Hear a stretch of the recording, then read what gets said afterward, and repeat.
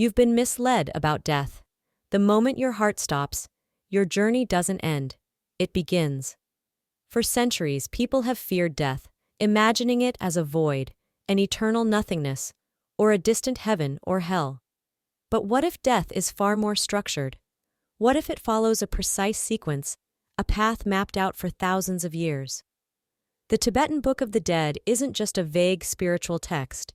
It's a guide, a step-by-step account of what happens when you leave your body. According to it, the first 7 days after death are the most critical. During this time, consciousness detaches from the physical world and experiences visions, choices, and illusions. These moments determine whether you break free from the cycle of reincarnation or get pulled back into it, forced to live again and again, repeating the same mistakes. Death isn't an instant event. It's a transition, a process most people are unprepared for.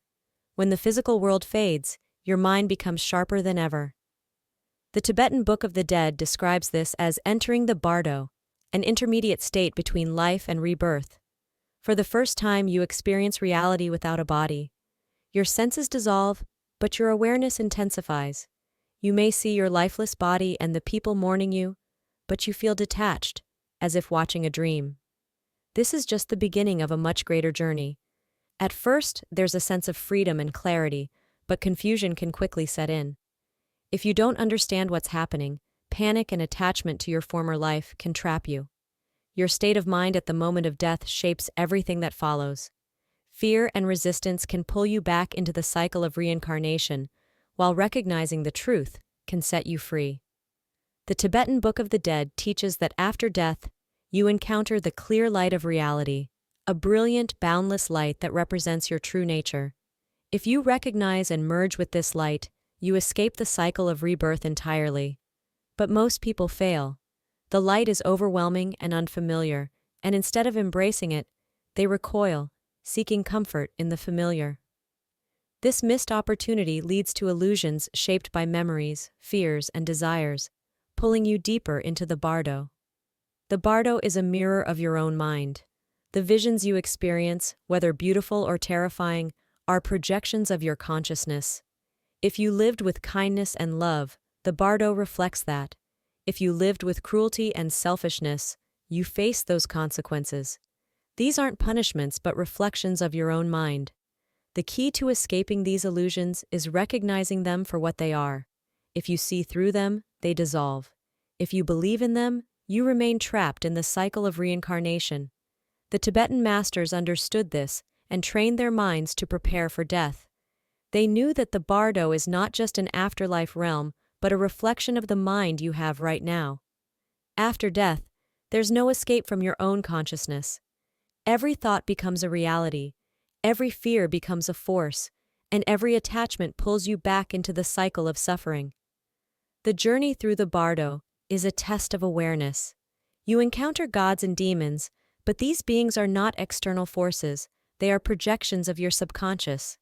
The peaceful deities represent your higher consciousness, while the wrathful ones embody your suppressed fears and unresolved emotions.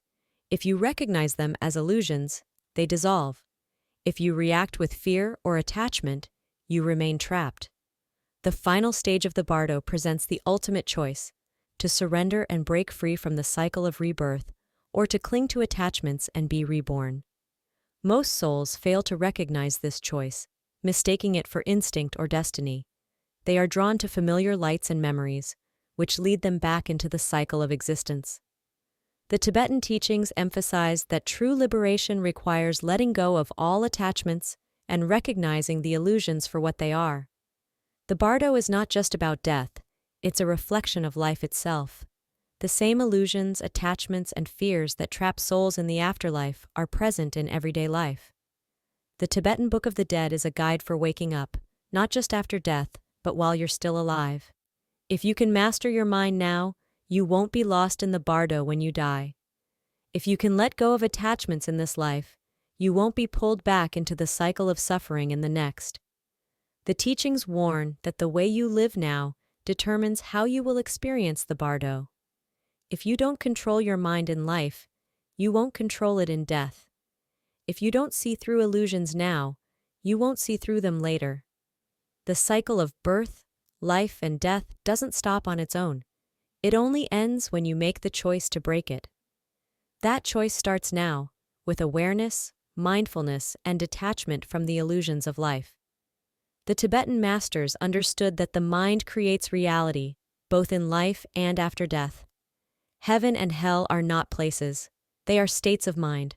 The same forces that shape your afterlife are shaping your life right now.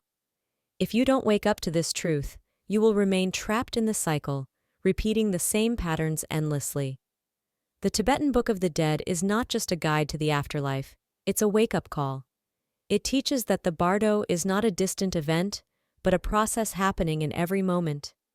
The illusions, attachments, and fears that control you in life will control you in death. The only way to escape is to master your mind, to see through the illusions, and to let go of everything that binds you. The journey through the bardo is a mirror for the living. It reveals that the cycle of life and death is not just about what happens after you die. It's about how you live right now. The way you navigate this life will determine how you navigate the next. If you don't wake